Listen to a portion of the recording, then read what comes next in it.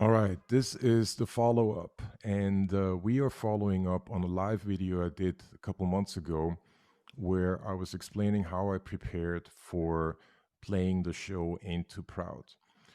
My guest today is the great Otis Williams, founding member and last remaining classic Temptation who made himself available today. And Otis, Mr. Williams, I wanted to say thank you so much for your availability and being here today.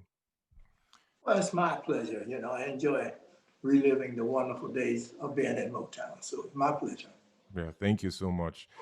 As just a little bit of a background, Ain't Too Proud, The Life and Times of the Temptations is a Broadway musical that deals with the history of the Temptations from the beginning of the group until I believe the 70s or 80s even, and going forward.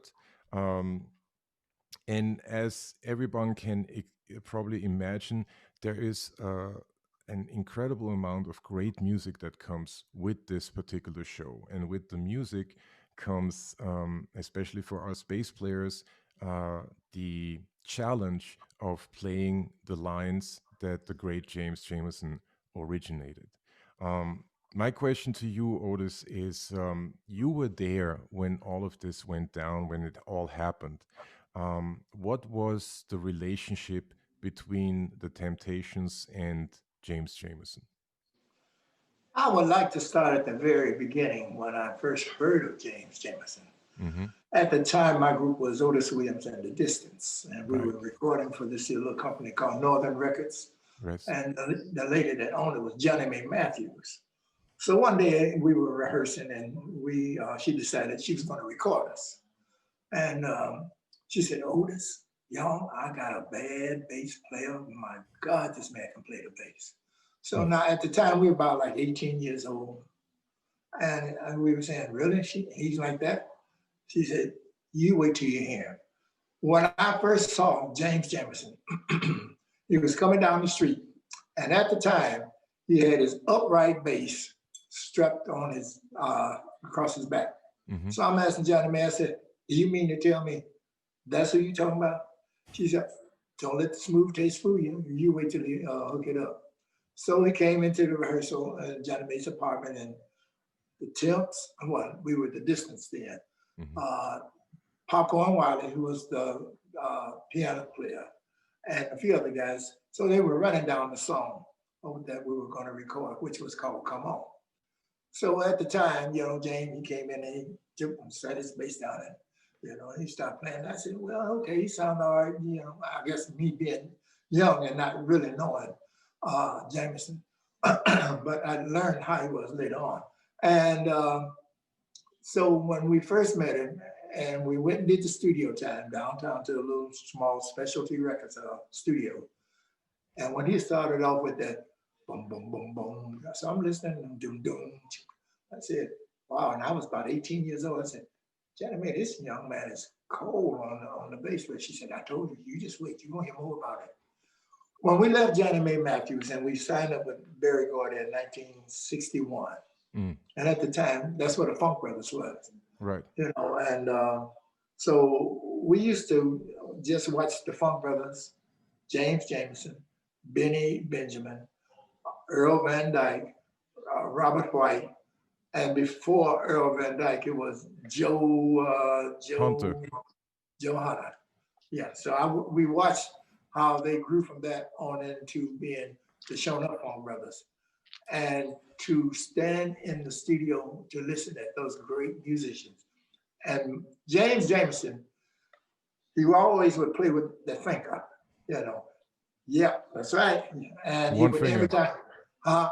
One finger. Everything. Yeah. One finger. That's Yep. right. And whenever his one count, whenever that foot would come down, he would have so many riffs all up in between that people were astounded by how many notes he could put in. But every time he would come down and do that, oh my goodness! I said, yeah, you just appreciated his greatness even back then. Mm. And we have a lot of wonderful memories together. I also remember when, James Jamerson was in the martial arts. Oh yeah. Barry Gordon was a boxer. Right. So the fun days are we'd be out in front of Motown with the musicians and some of the artists, and Barry would come along and they would, man, I'll beat your ass. Barry said, no, you ain't gonna do nothing to me. What? So they would get out there and they would do a mock, sparring thing. Barry would get in his boxing and Jamerson would get in his karate thing. Didn't do nothing, but it was just fun to see those brothers do, have fun like that. So he was a wealth of fun, love, and knowledge, speaking Right. of Jamerson. Right. Right. So I have a lot of wonderful memories about Jamerson. He never became the Temptations bass player when we went out on the road because the Funk Brothers were staying so busy. Barry did not like for them to be out on the road. Of course. Barry, Of course. yeah, he would find them if he put a strict mandate on them. Don't go to no other company and record from you. It's strictly ours. Right. So he locked them down. And I never will forget one day I was up in Motown and the Funk Brothers was mad. And I said, man, what you brothers mad about? What's going on? Man, we play on all these hit records and they don't even mention our name. Mm. So I'm saying, okay, he said, credits, Otis. You're going to learn credits is so important. They could at least put our names on the record. I said, okay. Thereafter, they started putting the Funk Brothers' name on the, the records on the album and the mentioning, So they taught me a lot, especially, like I said, not only along the lines of being great musicians, but credits, the things that really matter in time. As time would have it, I learned what they meant by, you're supposed to get acknowledged for what you do. They need to give us our credits, and Barry and them ended up putting their names on, albums and things like that. Right. There was one thing that always struck me, and it's it of course it came through when learning the music for Into Proud and learning doing a deep dive into the Temptations catalog, so to speak. Sure. It sounded to me, because I had done a lot of homework on Jamerson before, doing a lot of transcribing, stuff that he had recorded with Marvin Gaye and all the other artists, right? Yeah. But he was able to play a particular way for a particular artist, right? Yeah. So the way he sounded with the Temptations, he did not sound the same way with Marvin Gaye, right? That's right. My question to you, what that is concerned, was that something that was apparent to you guys at the time? Like, was it something that you sought out, so to speak? No, I think at the time, by us being young and just wanting to have hit records and do what we were supposed to do as artists, we really didn't recognize that to the extent that you're mentioning. I think a large part of that would probably be the greatness of those guys. If it was a different song and a different artist, they would add whatever was needed for that song for that artist. Right. And then a lot of it depended on what the producer was looking for. Right. So it was like a hand in glove. But the Funk Brothers and Jamerson, that was so creative. They would treat you almost like a doctor would do a different patient. Each patient is different. So they would go in with that kind of mindset. Because I would listen to some of the things like what Earl Van Dyke would play on Baby, I Need Your Lovin', which is one of my favorite by the Four Tops. But he added a little something, ding. Right. And I said, oh, wow, that's nice. And so they would specialize in certain things, whatever the song would call for. So they were really unique musicians in the sense of adding something else beyond what the producer or the songwriter might have written or wanted. So that was a part of the uniqueness and the greatness of the Funk Brothers and Jamerson. Oh yeah, most definitely. Yeah, they wouldn't do a set too much without Jamerson, and at the time Benny Benjamin, and then the other drummers would come along later. Uriel Jones. Yes, they played on a lot of our hits and the rest of the Motown artists album. So it was just wonderful to watch the Funk Brothers, how they would just accidentally come up on something. Because Smokey was saying, you might have heard about My Girl. Okay, James started out boom, boom, boom, boom, boom. Now Robert White was just messing around, bow, bow, down, down, down, down, down. And then Robert White said, "Oh no, I was just kidding." And Smokey said, "No, kidding my behind. You keep that in there. I want that in there." So a lot of stuff came along by accident that wasn't even written on the sheet. So Like I Of said, course. that's the greatness of the Funk Brothers. Right. And you know, a lot of that stuff, at least that was, you know, my understanding is it kind of originated with Jameson being sort of the catalyst or the one who Yeah, sparked it. You know, it's like he was. do something, you know, play something here, and he was like, okay, how's this, you know. That's an incredible, and it's incredible for me and for the audience to hear that coming from you, because it you know, it gives us sort of a window into what happened back then, right? Yeah. um there's it also reinforces sort of a notion that and I'm certainly not the only one in that, have that what happened back then was not an accident. Like people, Oh, you know, I mean, there were creative accidents. There was, you know, people would find stuff all the yeah. time, but they Right. were also working from experience Yeah. and kind of moving in a direction. They knew what they were doing, right? Did it seem like that was the case? Well, it truly was the case because aside from them being great studio musicians, I would go around to some of the clubs that they would play in Detroit. Hmm. Oh, they were noted jazz musicians. Of You know, course. the night that the riot broke out in Detroit, I was going to the Chit Chat Lounge where Jamerson and them were playing, Right. and doing their jazz thing or whatever was needed. But they were doing that, and just so happened someone said, "Otis, you need to go home." And I went home, and then that's when all hell broke loose about the riot. But I Right. was going to the Chit Chat Lounge to see Jamerson and the guys play up at Chit Chat, which is on 12th Street where the riot broke out at. But Right. they wasn't in the studio. They'd be crafting, playing their instruments, keeping the game together. Of And course. they were noted all over Detroit because whenever we were in town and we found out that they were performing at whatever club, naturally we can go by and holler at the brothers, because they were the backbone of our hits and Motown hits. So we Right. gave the most resounding respect that you could give some brothers. And all of us were starting out at the same time. But Right. you could tell that they were something special. Right. And James Jamerson, everywhere we go, seemed like over in England, man, they would ask us about the Funk Brothers, about James Jamerson. Mm. So I don't know if he knew at the time that he would set the world on fire by the way he played his bass, but he did. He Like I did. always go back to that day that I saw him coming down Lawton to Carter. That's the street Johnny Mae's house is on. And James Jamerson must have been no taller than 5'6", stretching it to 5'7", thereabout. But to see this brother coming down Lawton Avenue with a big bass, and he Right. had a strap across it, and he just walking down, and I was dying laughing. I said, "Boy, he's funny, Johnny." And when he said came in and he hooked up, and he kept up there, he started doing. I said, "Okay," but when Mm. to see him come from this Right. to the bass, and every time he would come down, Right. however many notes he felt he could get in, he would do it, and it would be with great articulation, and it wouldn't be too messy or too full, but you knew how to put the right amount in there for the song to really, feel good.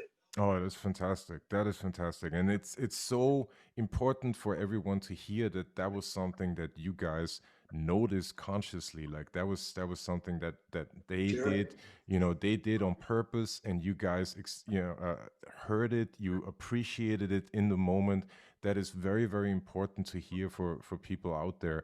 You know, very often musicians are sort of put into the spot of just come up with something, you know, take it, you Yeah. know, out of thin air and whatnot. Right. And it's, you know, that is not the easiest thing to do. Yet the Funk Brothers, and especially, you know, and I don't want to single out Jameson because there was like a Well, group, let me tell you you know. about the Funk Brothers. I was just telling Derek, my road manager, Hmm.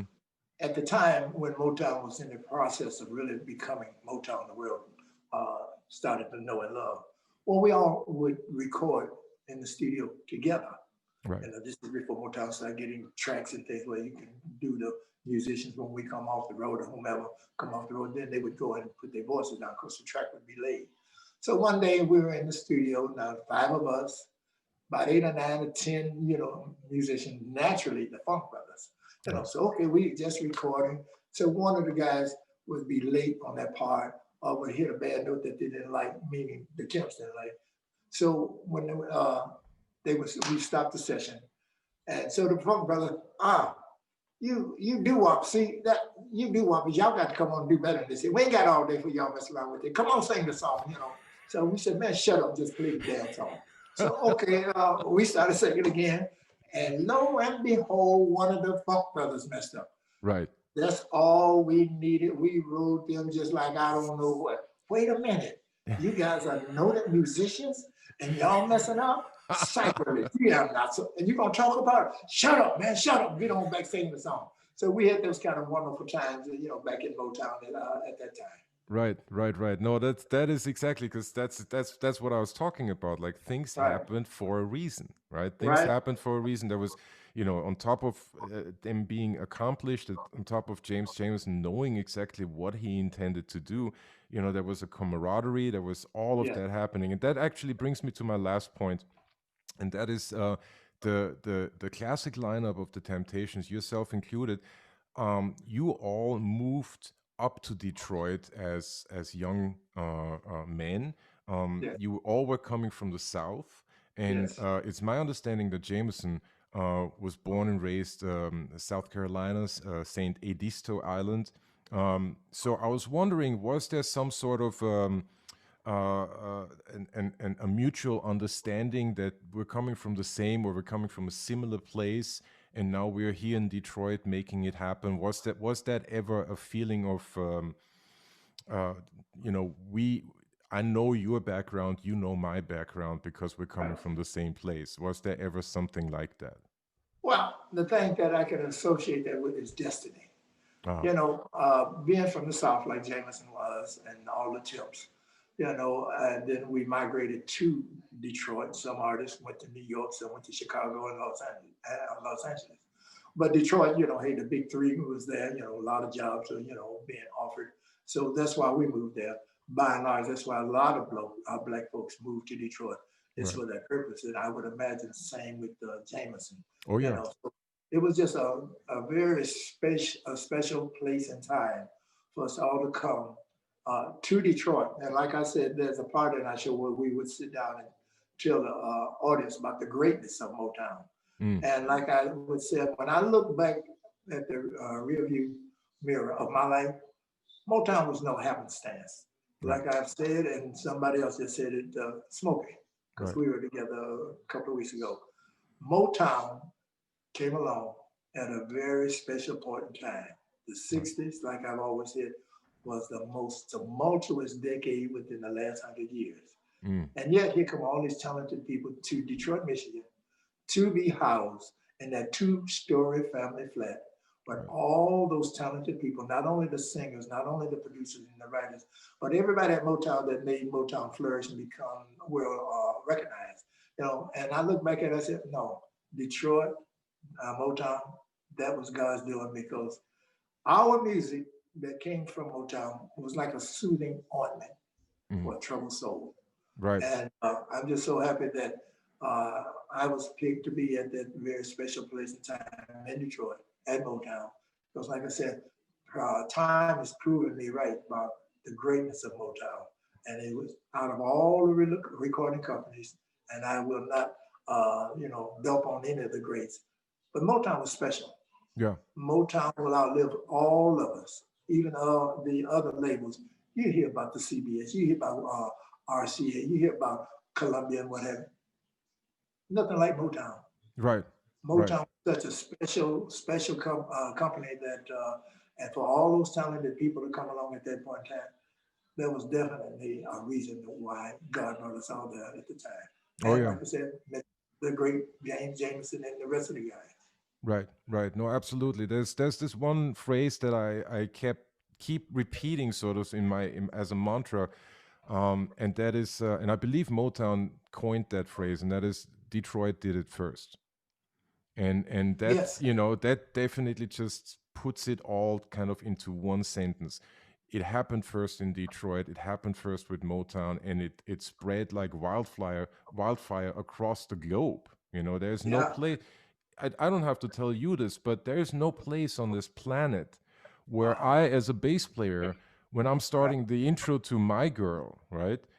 right, I play those first couple notes, everybody on this Yeah, planet yeah, knows which song I'm playing, who yeah. recorded it.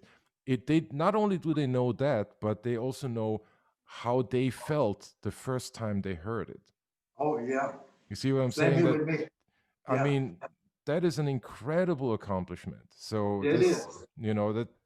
yeah, that didn't happen for just out of Yeah. happenstance. No, no, it was, and see, the only label that could have really become quite huge was VJ Records. You know, Right. when I'm 15, 16, they were doing all right. But Motown just even over the great VJ Records glossed over VJ Mm, because all the black acts that Motown had, we were making such profound effect, as far as the performances that we were doing, the giant TV shows that we were doing, the Ed Sullivan shows, the Dick Clark. I mean, the list is endless, right. But wherever you go, even when we go to England or wherever, somewhere along the line, they want to ask us about the Funk Brothers. Of Did course. you really know James? Yeah. Did you know Earl Jones? Did you know Benny Benjamin? How would they do? I said, man, it's just amazing that those guys' names have taken on such an iconic role that they're truly the backbone of Motown when it comes to that music. Yeah, no, I mean, all of them definitely just wrote the book Yeah, that my generation and younger generations follow, right? That's what it's all there. Like to quote Branford Marsalis, a saxophone player, um, there is no question that cannot be answered by listening to an album, and I would add to that by listening to a Motown album as well. There is no question that for us instrumentalists that cannot be answered by listening to this album. That the answers are all there, the blueprint is all there. It really just spells it out on how to do this, how to play this music, and how to go forward with it. It's well, I was, somebody told me that was at Marvin Gaye's session when he did What's Going On. Yes, Said Jamerson was laying on his back when he played that. yes. See? The How do you great, do how do that's what everybody said. How in the hell do you lay on your back and you play What's Going On laying Yeah, down? it's it's That's right. it's it is already almost, it is one of the more difficult lines to play sitting It up. is. You know Yeah, what I yeah. mean? And you know So- what? I just bought the Rolling Stone magazine, and Mhm. it said 500 greatest hits of all time. Right. First album was Marvin Gaye's "What's Going On." Check that out. Yeah, Check that I'm out. keeping it because we're in there also. Temptations anthology, album, and Jameson played pretty much on every song that's on that album. Oh yeah. Yeah. So yeah, it just makes me really feel good and proud to be associated with such greatness. Oh, this, yes, absolutely, and you have no idea how much that means to all of us that you took the time today to come here and do this conversation, do this sort of interview. I want to leave the audience with one bit of our history together. I remember running into you in Toronto when Into Proud was there, Yes. and I introduced myself. We had met earlier in LA, and reintroduced, and how you and I brought up the idea of the fact that you guys worked with one of my biggest heroes, James Jamerson, right? Right. And without me prompting you in any way, the first thing that you said was, "I wish he was still here," and That's that right. floored me. That Yeah, dude. floored me. That absolutely floored me. It I thought the world of that statement and the sentiment behind it. So I want to thank you really from the bottom of my heart, um, for Well, being there, and telling this story, telling these events, sure. and letting us in on this. This is very, very. Well, I'm very happy that, I've been told, and even myself, I said, I believe God left me here for a reason. And if the reason isn't any more than what we're doing now, passing on the knowledge, the history of such iconic label, such as Motown, Right. uh, that's a purpose unto itself. I feel as though I got a lot of other things that's left for me to do, but I am so happy that I am steeped with a whole lot of knowledge and Mm, wisdom that I Right. acquired being part of Motown and how they treated their artists in comparison to other recording companies. Like I said, we had to go to school. Right. Uh, Other companies, that's too much money. They ain't gonna do that. Right. So to be part of such a great company, I'm just happy to be able to sit here and expound to you about the wonderful times and the events that we had in Motown. Excellent. Well, Otis Williams, thank you so much for taking the time today. I cannot tell you how much that means to me and how much that means to the audience. People are going to flip out when, when they when they realize who I was talking or who I am talking to, and when they realize that this is out there. Um, Once again, from the bottom of my heart, thank you for taking the time and thanks for all of your insight. It's invaluable. Absolutely. My pleasure. Thank you.